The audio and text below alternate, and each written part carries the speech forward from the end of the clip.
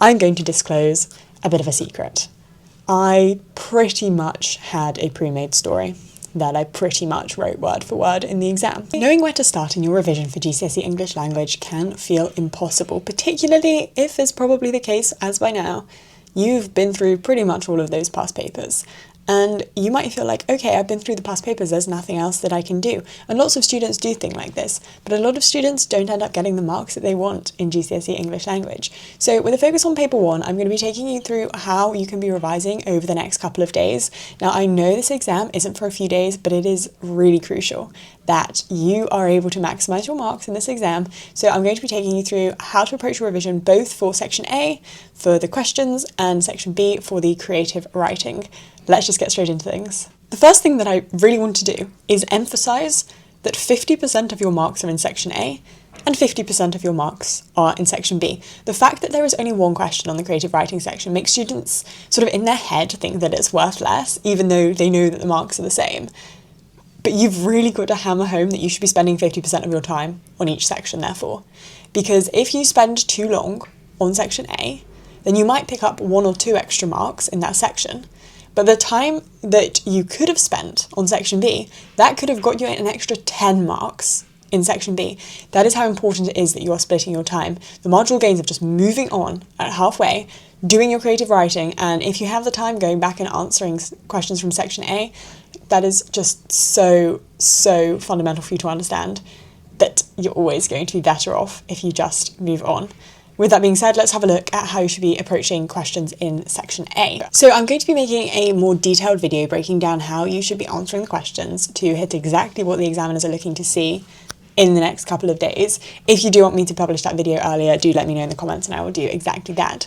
But first I'm going to be talking to you about how you can actually be revising for this. You still have 2 days. That is 2 days that you can improve your grade in.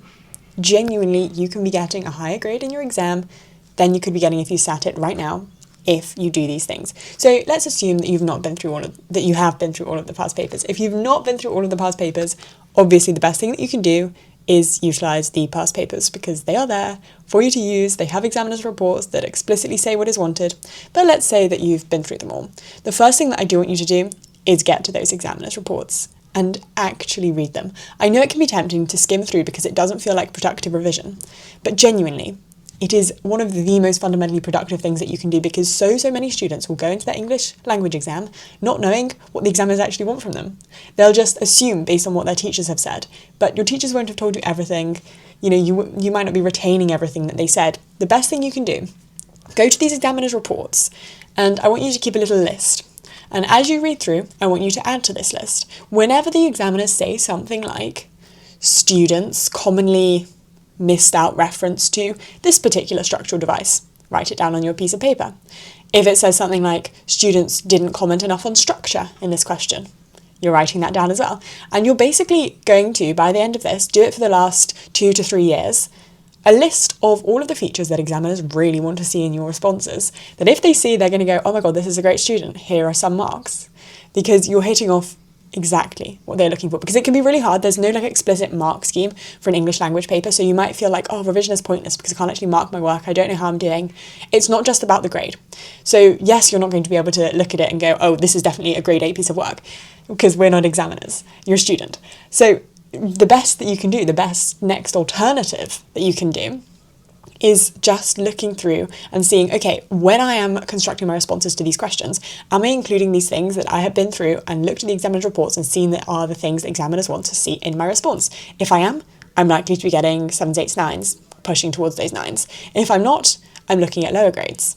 And that can be a really good benchmark for you to be considering. So you'll probably notice, having been through all the past papers, that they commonly use the openings to novels as the text that you're going to be answering questions on.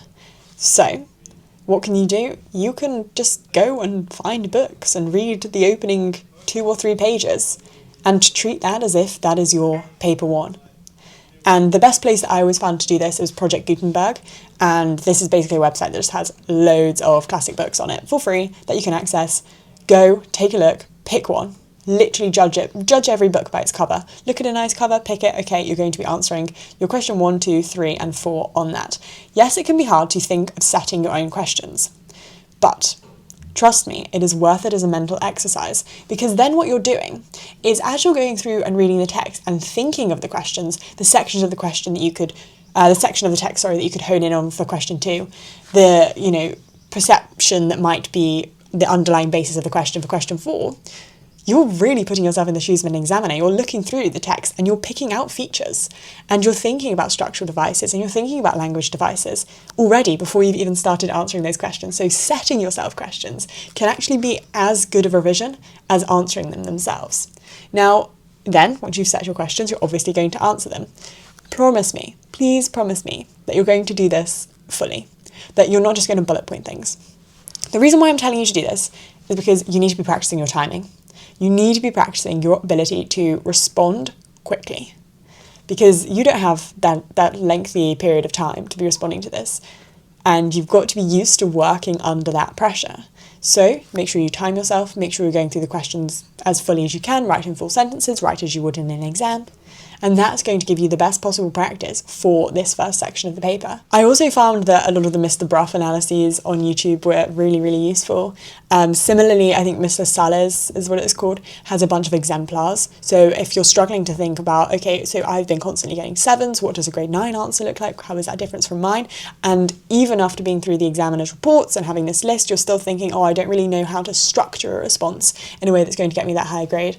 Looking at exemplars can be a really good and useful way of just sort of getting that different way of answering the question into your head, so that you're then going to be able to apply it when you go and you pick these bits of books to create your own GCSE English language paper 1 from. Now, moving on to the creative writing section. How do you revise this? Well, you have to write creatively, and there's no workarounds. There's no sort of, oh, I'm just not going to, I'm just going to bullet point things. That's not how it works. You've got to actually put yourself in the situation that you're going to be in the exam, where you actually have to write creatively. Now, there was this website that I used quite a bit. It was called writingexercises.co.uk, and on that you can basically scroll down on the homepage, and it has a bunch of generators, and it'll have an image generator, and it'll have like a storyline theme generator. So you could just click on them and it'll give you a random image, as you'll have in an exam, and you can write a story about it, and similarly for the actual theme. Now, I'm going to disclose a bit of a secret. I pretty much had a pre-made story that I pretty much wrote word for word in the exam. Not entirely, because obviously you need a good deal of flexibility just in case the prompt that they're giving you doesn't really fit your story.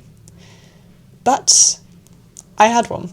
And I was very lucky in that my prompt did fit quite considerably to my story. And it wasn't one of those like, oh, the image is a picture up on the wall, so you can... No, it wasn't to do with that. It was a legitimate narrative story. But I had something that was very, very pre-written. If you are interested, I think I do still have it saved on my phone, so I can share that with you if you do want to see it. But obviously it's not something that you can copy word for word. However, thinking about it, what actually did really, really help me, I'd forgotten that I even did this, was I would go on, there's a writing competition that I'm pretty sure is called Wicked Young Writers. I'm just going to check that, but I'm pretty sure that is what it is called. Yeah, so it's currently called Wicked Writers, and I would read through the winning entries from that for my age group, just to have a look at the different stories that people are coming up with, and it would give you incredible ideas, because the people who are winning competitions like these are naturally very gifted creative writers. They'll be utilising really interesting structures, really emotive language, and you can pinch it. If you see a simile that you're like, this is incredible, memorize it. If you see a structure that you really like, copy it, use it in your exam.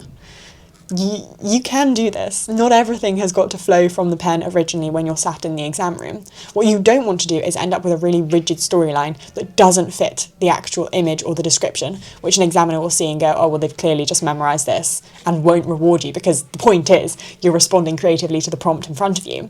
But if you have certain sentences, certain phrases, certain structures, devices that you want to get in there that you have pre-made, that is so fine, because that's just going to enhance the quality of your response.